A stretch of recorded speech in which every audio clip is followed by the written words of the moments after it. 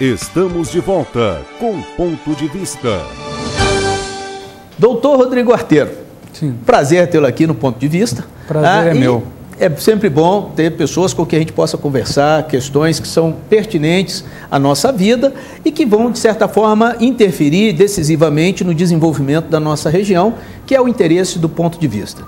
Diz para nós, doutor, o que é o Ficha Limpa? O que significa isso? Primeiro, quero agradecer, Wilson, a oportunidade de estar aqui hoje, falando um pouco de direito eleitoral, falando um pouco de direito constitucional.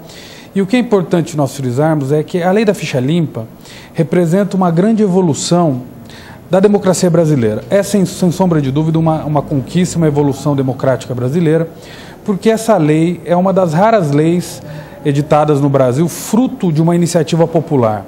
Ou seja, a Lei da Ficha Limpa representa efetivamente a vontade da maioria da população brasileira, que ao longo dos anos vem sentindo uma necessidade muito grande, uma carência muito grande de moralização pública, de ética na política.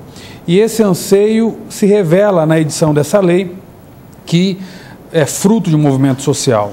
Isso, na verdade, representa a solidificação da democracia brasileira, que ainda é muito embrionária, muito nova, mas que já vem dando mostras de fortalecimento. Isso se deve, sem sombra de dúvida, à internet e às redes sociais. Hoje o que a gente verifica é que a democracia, embora não venha a ser o regime ideal, é o regime que nós temos. É o regime que nós temos para trabalhar, para sobreviver, para se relacionar. E é por esse regime que nós conseguimos estabelecer a comunicação e a relação entre as pessoas. E esse âmbito de comunicação tem aumentado muito com a internet, com a participação nas redes sociais e tem dado, de alguma forma, colaborações com a legitimação de atos de poder.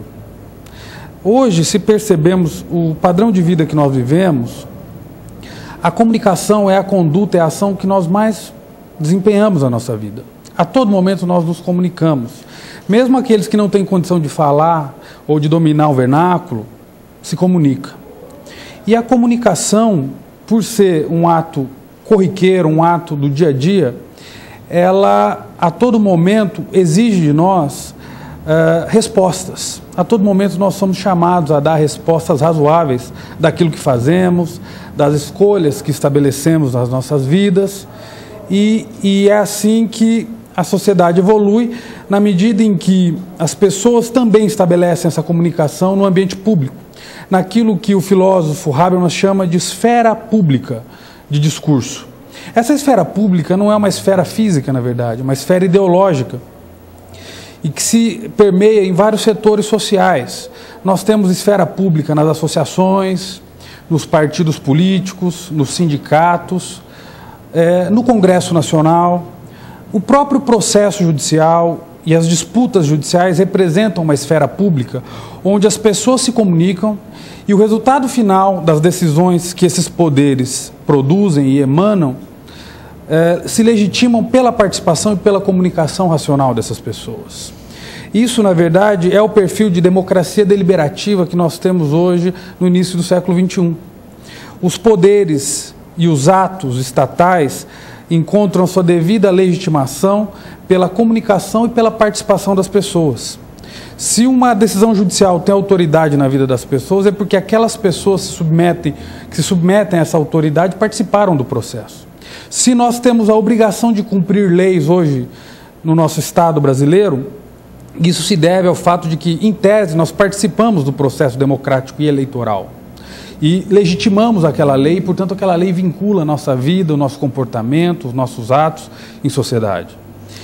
Né? Bom, então, vamos ver, nós estamos com duas coisas, né? A questão da participação e a questão da comunicação. Tá? O senhor nos apresenta, então, que a Lei da Ficha Limpa ela nasce de um processo de participação direta da sociedade. Isso, então, nós colocamos que um modelo, quanto mais a participação direta da população, nós poderíamos dizer que mais democratizada está essa relação dentro de uma sociedade? Sim, na verdade, a amplitude da comunicação legitima mais e mais o poder e dá um pluralismo que é essencial em todo e qualquer ato estatal.